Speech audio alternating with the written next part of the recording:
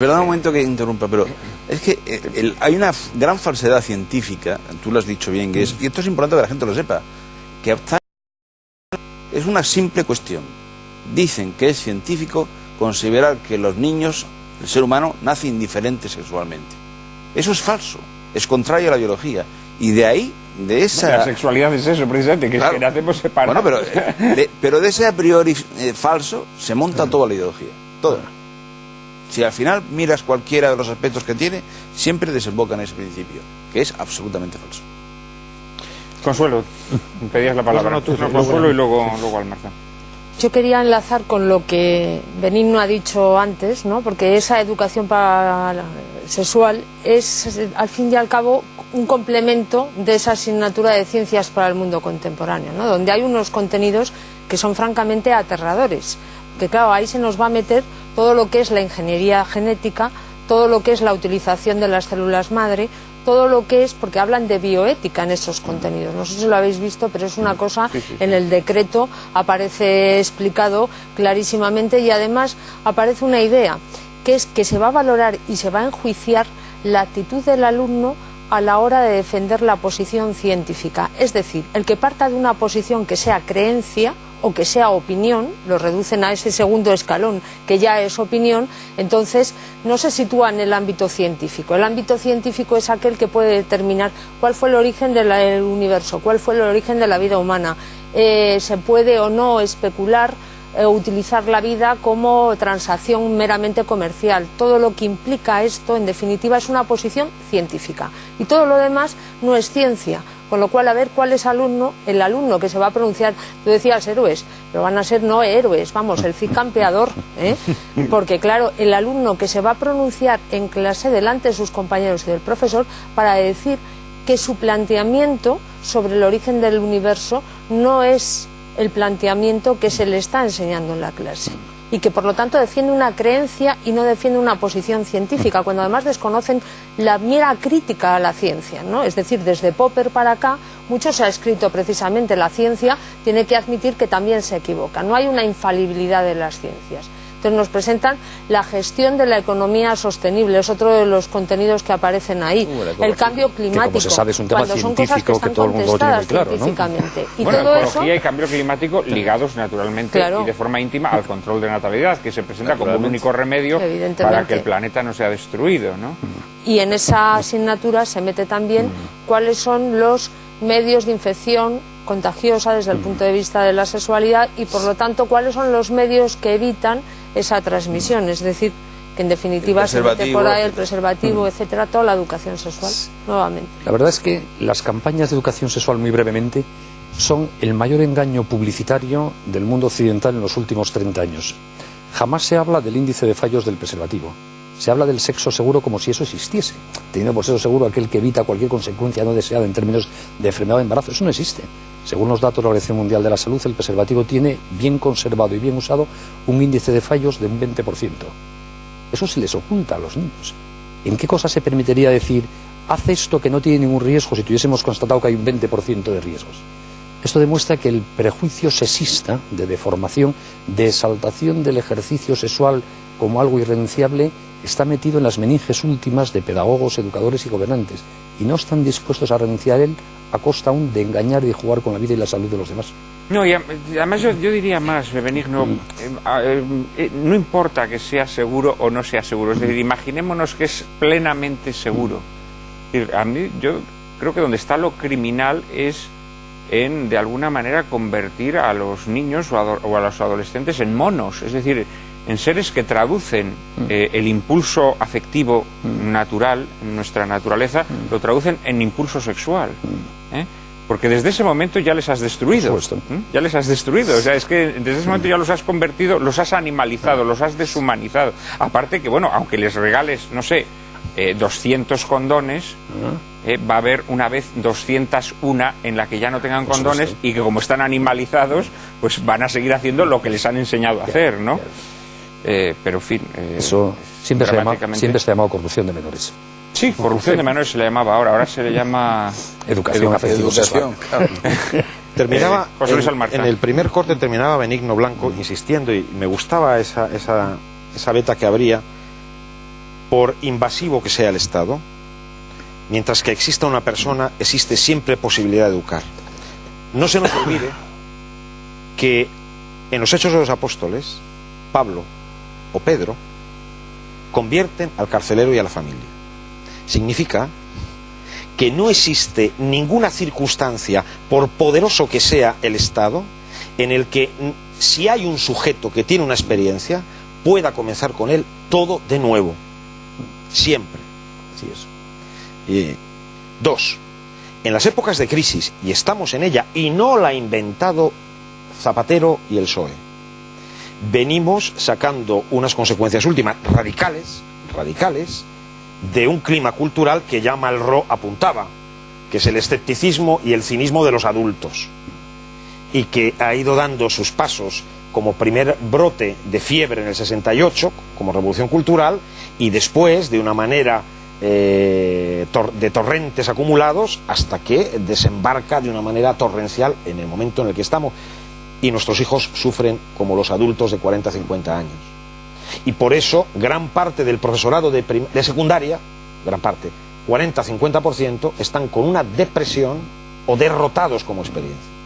La pregunta que yo me hago es, en épocas de crisis lo normal es que desaparezca la confianza. En épocas de crisis económica no se da crédito a nada. En este momento actual, donde incluso parece que el Estado tiene medios de propaganda y facilidad ideologizadora, ¿qué podemos ofrecer nosotros, que creemos en la persona y en una experiencia positiva de vida? ¿Qué es lo que nos puede hacer creíbles a los demás? O sea, ¿qué es lo que hago yo cada día educando a mis hijos para que una vecina se sume conmigo a la tarea? ¿Qué es lo que hago yo para que las mamás en las APAs o cuando me ven a mí, cómo yo le hablo a ella de su hijo, o cómo en un claustro afronto las cuestiones? O sea, ¿qué portamos para que de nuevo volvamos nosotros a ser creíbles? Digo esto porque... Pues me atrevería a decirte, bueno, perdón, no sé si te interrumpo, me atrevería a decirte que más allá de, bueno, pues intentar también utilizar los instrumentos de la propaganda, que bueno, que pues con eso puedes conseguir que la gente piense de forma distinta a como se quiere que piense, pero yo te diría que el instrumento fundamental es el testimonio personal. Claro, así es. Sí. El Claro. testimonio vital, es decir, la capacidad de contagio que tienes con tu vida, de transformar la vida del que estás Es que esto es muy importante, porque estamos hablando del diagnóstico para hacer una terapia. El diagnóstico sencillo de un psiquiatra y psicólogo de familia que me encantó cuando lo leí. La crisis educativa es una crisis de certeza. Hoy no se transmite una posición segura, aunque la propaganda hable de cientifismo o de cientificidad. Lo que ocurre en la calle y en la cotidianidad es que ya nadie transmite una posición segura. La posición habitual es dubitativa, es la incertidumbre del conocimiento y de los afectos. Ya no se está seguro de lo que se ha encontrado, no se está seguro de lo que se ha visto, no se está seguro de la positividad que encierra la realidad. Por eso nadie se adhiere a nada. A mí me parece que esto es básico. Mira, el Foro de la Familia, para hacer frente a esta amenaza que supone la nueva educación sexual, ha puesto en marcha una campaña que llamamos La sexualidad sí importa, sin ningún género de duda, que está dirigida a formar a padres y madres de familia para que asuman la responsabilidad de educar a sus hijos en materia afectivo-sexual. Y estamos viendo que la demanda es infinita. Estamos dando charlas por toda España, en todos los sitios donde se nos quiere escuchar. Hasta este momento, desde septiembre ahora, hemos hablado directamente a 130.000 personas y aspiramos en un año llegar a 1 millón, pidiéndoles a esos que luego a su vez repiquen el mensaje. ¿Y qué estamos viendo? Al final hay una experiencia vital clara, que yo creo que los que nos oyen desde casa compartirán. La gente que vive respetando y dándole importancia a su sexualidad, no jugando ni frivolizando con ella, es feliz. Hay muchas más posibilidades de construir proyectos vitales plenos y felices. Esta es la clave. La gente que ha jugado con su sexualidad, que la ha frivolizado y banalizado, puede pasar unos cuantos fines de semana muy entretenidos, pero al final está sola, infértil y triste. Y esto es lo que tenemos que lograr enseñarles a los niños. ¿Cuál es el mejor instrumento de un padre y una madre para educar a sus hijos en una sexualidad responsable? Que vean a papá y mamá felices viviendo como ellos dicen que hay que vivir. No hace falta grandes teorías. Por tanto, ahí es una cuestión de testimonio, como decía Juan Manuel, y luego de dar una razón razonada de por qué este testimonio se corresponde con la verdad de las cosas. No es tan difícil educar. Eso a mí me gustaría transmitirlo a los padres, que a veces nos asustamos mucho, ¿no? No es tan difícil a pesar de las dificultades. Y en este campo tampoco, si nuestros hijos nos ven felices, respetándonos, queriéndonos, siéndonos leales y sin tener miedo a la vida. Lo cual no significa que no haya que despejar. Y yo agradezco cuando alguien desmonta los sofismas y nos da criterios, nos aclara los razonamientos. Pero donde se juega la batalla es en el frente cotidiano de la trinchera. Yo cuando estoy con los alumnos en la universidad o con los chavales de 14 o 15 años, hablo directamente con ellos y les desafío. Si el modo como les dicen que ese de tratar a una chica, eso les hace más feliz. Y hay un modo de hablar de lo humano que se impone por sí mismo. En esto tenemos que crecer. Por eso debemos armarnos con el programa de Lágrimas en la Lluvia para tener un buen diagnóstico y luego lanzarnos a que se nos vea lo felices que somos por vivir como pensamos. Si es que lo humano es aliado nuestro. Lo humano no es enemigo nuestro, es aliado nuestro. De todas formas, contigo cerramos este bloque. Todo eso está muy bien, y yo creo que efectivamente, pero no sé si se trata tanto de un momento de crisis de la educación o de crisis de identidad y de crisis de transmisión a los chicos de la sexualidad, como de denunciar, que es un paso previo. Yo creo que todo esto está muy bien y que hay que hacerlo y qué tal, pero con paso previo hay que denunciar que nos están imponiendo desde el poder político algo que es contrario a la Constitución, que es una invasión de la privacidad, que es un totalitarismo y que por lo tanto no tienen derecho a hacerlo, y hay que combatirlo con armas políticas. Es decir, el asunto es cómo te das hay muchos problemas. Un problema previo político muy importante que hay que denunciar, que es el que estamos hablando, el adoctrinamiento y la ideologización totalitaria de la sociedad española, y un segundo problema que es defenderse, aparte de con las armas políticas y judiciales que sean, defenderse por supuesto en casa y en la educación de los hijos. ¿Cómo pasa que no creo que sean dos frentes dispares, o sea, yo creo que es el mismo, porque a fin de cuentas, es decir, ¿cómo puedes vencer las leyes o las decisiones judiciales que atentan contra tu intimidad? El problema es que tenemos un 50%, no sé si 55 o 45, no lo sé, de familias que no son conscientes de esta invasión totalitaria. Claro, o sea, ¿qué es lo que tiene que suceder en la experiencia de un padre y una madre de familia o de un profesor? Porque si supierais cómo está el ámbito de los profesores de la enseñanza media, que no captan esta tentación totalitaria. Pero, José ¿qué tiene que suceder para que la perciban como tal? Por ejemplo, sin ir más lejos, tiene que hacer un problema antes que los profesores, la Federación de Colegios Religiosos, por ejemplo, que fue incapaz de enfrentarse a la Ley de Educación para la Ciudadanía. Es decir, que, ojo, esta sociedad española tiene un primer problema, que es un problema de anomia y dormida. Está dormida. Y hay que despertarla. Pero también está despertando, ¿no? No, y nosotros también tratamos de despertar a nuestros espectadores, que en un minuto nos tienen de nuevo con ellos.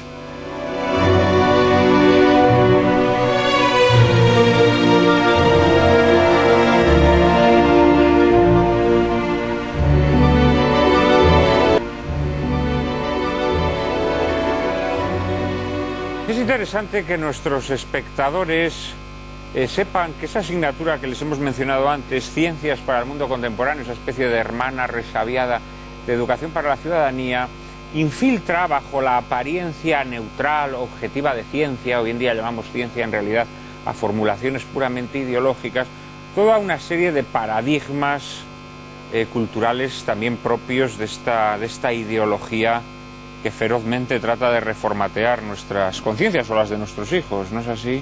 Sí, sin duda. La palabra ciencia hoy día tiene mucho prestigio. Por lo tanto, bajo ella se nos vende mucho gato por liebre. Por ejemplo, es un dato que en la naturaleza hay evolución. Es una teoría discutible y nunca demostrada, la de Darwin, de que la evolución se deba a cuestiones de lucha por la supervivencia, etcétera. Y es una pura ideología que nada tiene que ver con los datos, el evolucionismo. El dar por supuesto que la explicación de la vida en el planeta Tierra se debe a fenómenos bioquímicos trabados entre sí y punto. Y sin embargo a veces se nos presenta como ciencia tanto el dato cierto como la teoría discutible como la pura ideología presuntamente formulada en términos científicos. Entonces es muy bueno que sepamos que bajo la ciencia se nos pueden estar vendiendo cosas de muy distinto valor y que no nos dejemos engañar. Gran parte de lo que llega al público en general, sobre todo a través de los medios de comunicación como ciencia, es ideología. porque los datos científicos como tal no suelen acceder a los medios de comunicación. Y en la escuela pasa un poco lo mismo. El riesgo de esta asignatura es que se venda a los niños ideología pseudocientífica como si fuese teorías científicas demostradas o datos científicos ciertos.